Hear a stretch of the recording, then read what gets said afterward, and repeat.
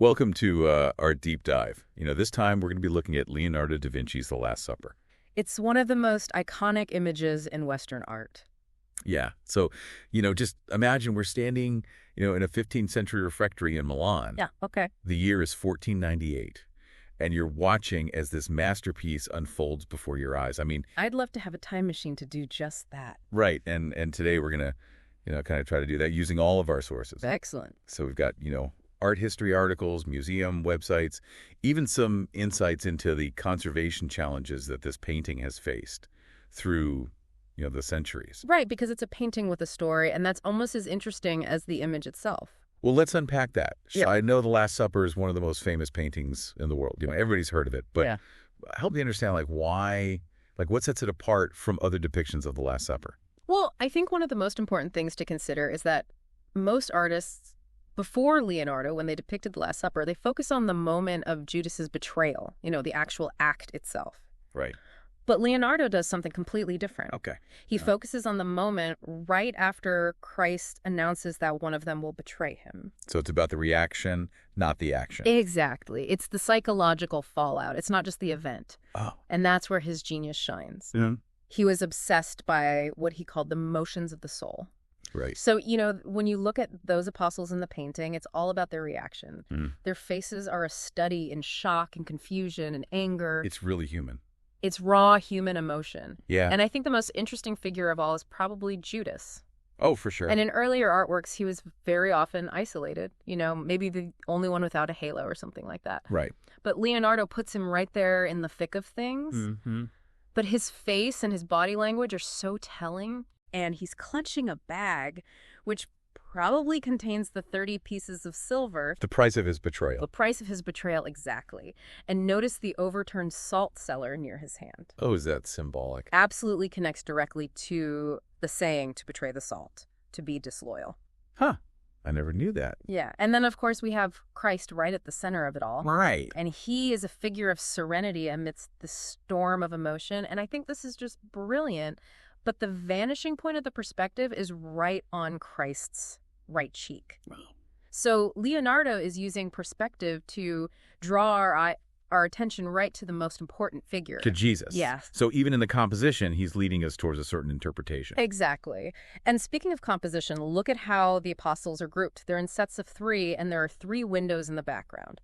This is almost certainly a reference to the Holy Trinity. Right. Further reinforcing the painting's message. Okay, so there's so much packed into, just the composition of this painting alone. But what about just the technical aspects of the painting? You said earlier that there were some conservation challenges, Yes. How did he create it? What did he do that was so different? Well, we have to remember that at the time, the standard technique for painting on a wall was fresco. Right. And fresco is basically painting on wet plaster. Okay. But Leonardo wanted more time to work. Okay. He wanted more control over the details, so he chose to work on a dry wall. I always thought frescoes were on walls. They are, but the process is very different with fresco. You have to work incredibly fast because that plaster dries. Oh, I see. And Leonardo wanted to be able to, to blend, to create luminous effects, to create these delicate shadings, things he couldn't do with fresco. So it was experimental for him. It was a huge experiment. Okay. So what he did was he sealed the wall with this mixture of pitch, gesso, and mastic, and this created a smooth surface for him to use tempera. Oh, wow. Okay. Which is a much slower drying paint. But as we'll see, this decision was ultimately to cause serious problems for the survival of the painting. And I think, you use the word challenge, conservation challenges, and you said there was damage to this painting. How bad is it? How much has it suffered over the years? It's really hard to believe that it's still with us. It's a miracle. We're talking flaking paint, color loss, moisture damage. Didn't they cut a door through it? Yes, they did in the 16th century. Can you imagine? Yeah, it's unbelievable. And then we have the Napoleonic troops, using the refectory as a stable, throwing stones at the painting and scratching out the apostles' eyes. Oh, that's terrible. It is terrible. And then you mentioned moisture damage. What was the source of that? Well, some of it was caused by attempts to protect it. They put a curtain in front of it, but the curtain trapped moisture against the surface. So every time they pulled the curtain, it scratched at the paint. Oh, my God. And then on top of that, it was nearly destroyed during a World War II bombing. Thankfully, it was protected by sandbags, but Yeah, that's scary. it's a miracle that it survived. Yeah. So it's not just that, that deliberate damage, but also the slow, relentless deterioration. Right. Which is why it underwent this massive 21-year restoration project. Wow. Experts had to clean it, stabilize the paint, and even reverse some of the bad restoration attempts from previous centuries. Oh, wow. And they actually left some parts intentionally unrestored. Why is that? It's just acknowledging the painting's history. Oh, wow. That's really fascinating. Yeah. So, from near destruction to a UNESCO World Heritage Site, Right. I mean, it's really come a long way. It is. So we have this masterpiece, and it's, born out of a construction site. Because remember, the church was still being built when he was painting this. That's right. But it was actually commissioned as part of a much larger project, right? It was Duke Ludovico Sforza had grand plans for a mausoleum. Okay. But they were ultimately scaled down, but even in its reduced form, The Last Supper quickly became a sensation. Yeah, I can imagine. Yeah. There's so many stories, surrounding its creation. There are. Like, Leonardo struggling to find a model for Judas. Yes. Tell me about that. Well, the story goes that he was complaining to the Duke Okay. about not finding the right kind of villainous face for Judas. Right. And the prior of the monastery was getting a bit impatient with Leonardo taking so long and was badgering him to just get on with it. Okay. So Leonardo, in a moment of, pure genius, suggested that if he couldn't find anyone else, he might just have to use the prior as his model for Judas. Oh, my gosh. So, What happened? well, history doesn't record the prior's reaction, Oh. but it's a great anecdote, I think. Yeah, it really does give you some insight into Leonardo's character. his character, yeah. His wit. But, it's so amazing, and I think we need to explore this further. Mm-hmm. I mean, this painting has sparked countless, interpretations and copies and even reimagined versions. It's had a huge impact on art history. So let's dive into those a little bit. Yeah, it's amazing to think about how one painting, like The Last Supper has had such a lasting impact on art history. Yeah. And I know we talked about copies earlier, like the one that shows Jesus's feet, Right. the part that was lost when they cut that door through the original. Yeah, the Giampitrino copy. Right. And it really is like a window back in time. It gives us a glimpse of, what Leonardo's version might have looked like before that damage was done. Right. And it's not just the details. I think copies often reveal how the original was interpreted. Uh-huh. So, they're almost like a conversation across the centuries. It's like they're speaking to each other. Right.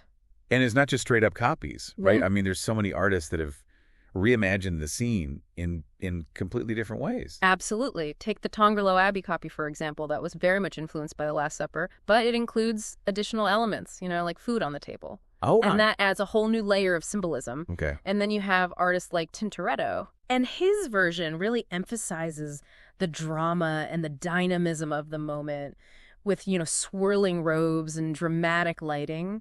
So even though they're depicting the same scene, Yeah. the emphasis, the style, Mhm.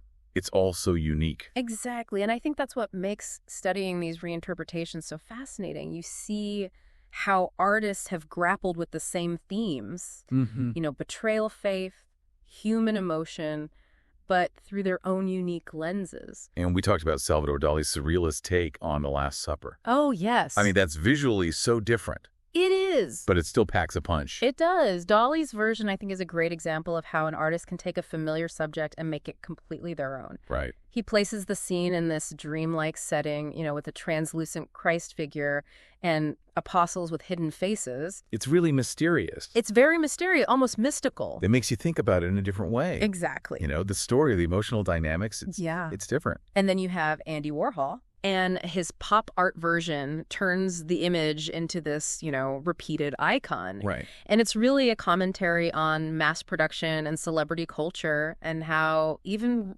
religious imagery, can become commodified. It's almost jarring to see it presented in that way. It is. It's a bit of a shock. Yeah. Yeah. And I remember you mentioned that one modern artist actually used beggars as models for his version of The Last Supper. Yes. And that caused quite a controversy. It did. The Vatican deemed it blasphemous. Wow. But, it sparked this really important discussion about how we represent, poverty and marginalization, even in religious art. It makes you think about who gets to be depicted in these grand narratives. Exactly, and whose stories are often left out. Right. And I think that's the power of art, isn't it? Yeah. It can challenge our assumptions and make us question what we take for granted and see things from new perspectives. It seems like every generation finds something new to say. They do. About this, one scene from the Gospels. Yeah. But what I think is so fascinating is that in many ways, all of these artists are in dialogue with Leonardo.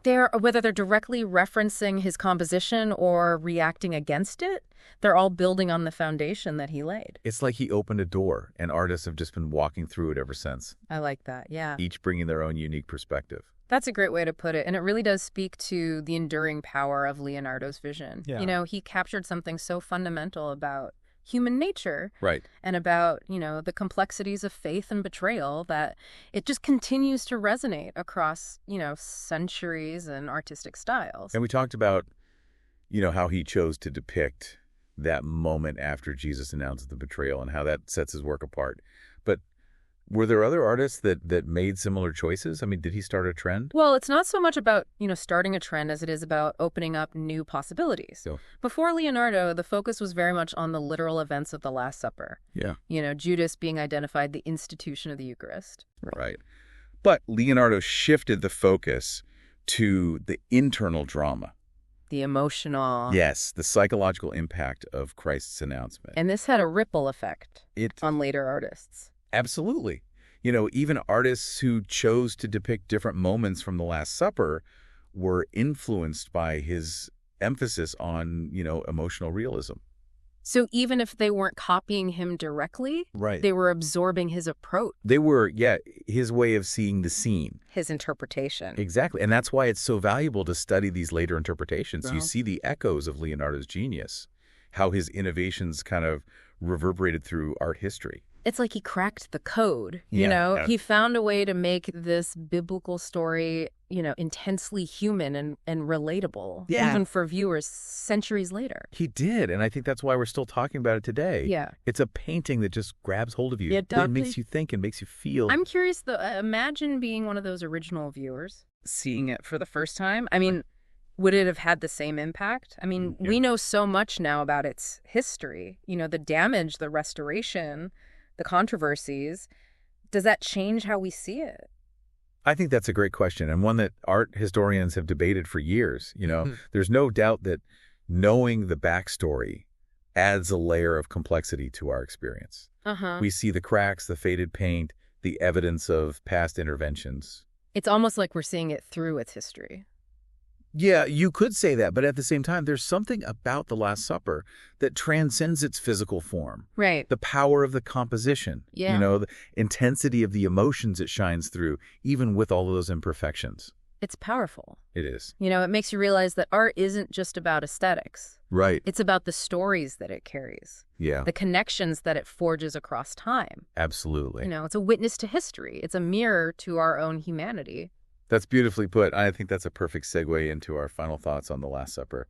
It's amazing to me that after centuries, after everything it's been through Leonardo's Last Supper, it's still just so captivating. It really is. And I think part of it is just that it makes you think, it sparks conversation. Makes you ask questions. Yeah. Yeah. And we've talked about so much the techniques he used and the history and, how it's been copied and reinterpreted. But for me, it always comes back to that moment that he chose to depict. Yeah. That split second, right after Jesus says, one of you will betray me. That's really the heart of it, It's not about the act itself. It's the consequences, the emotional fallout. It's like an earthquake hitting. Yeah. Yeah. And we as viewers, we're right there in the middle of it. We're at the table with them. Yeah. Experiencing their shock, their confusion. Yeah, it makes you wonder, how would I react? Yeah. Put yourself in their shoes. Who would you be at that table? I don't know. That's a tough question. Yeah.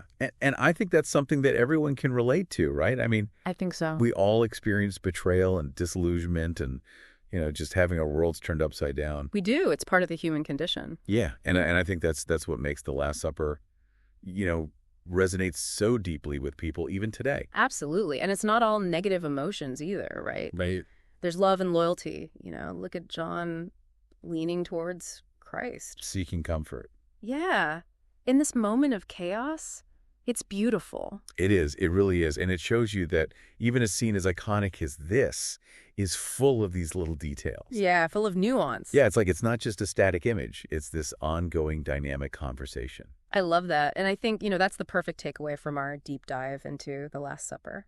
What do you mean? Well, it's not just a painting. It's an experience. It's an invitation. Oh, I like that. An invitation to look closer, to think deeper, to, really engage with history and art and what it means to be human. An invitation that's open to everyone. Exactly, no matter who you are or what you believe. And that's the power of art, isn't it? It connects us all. It does, across time and cultures and different perspectives.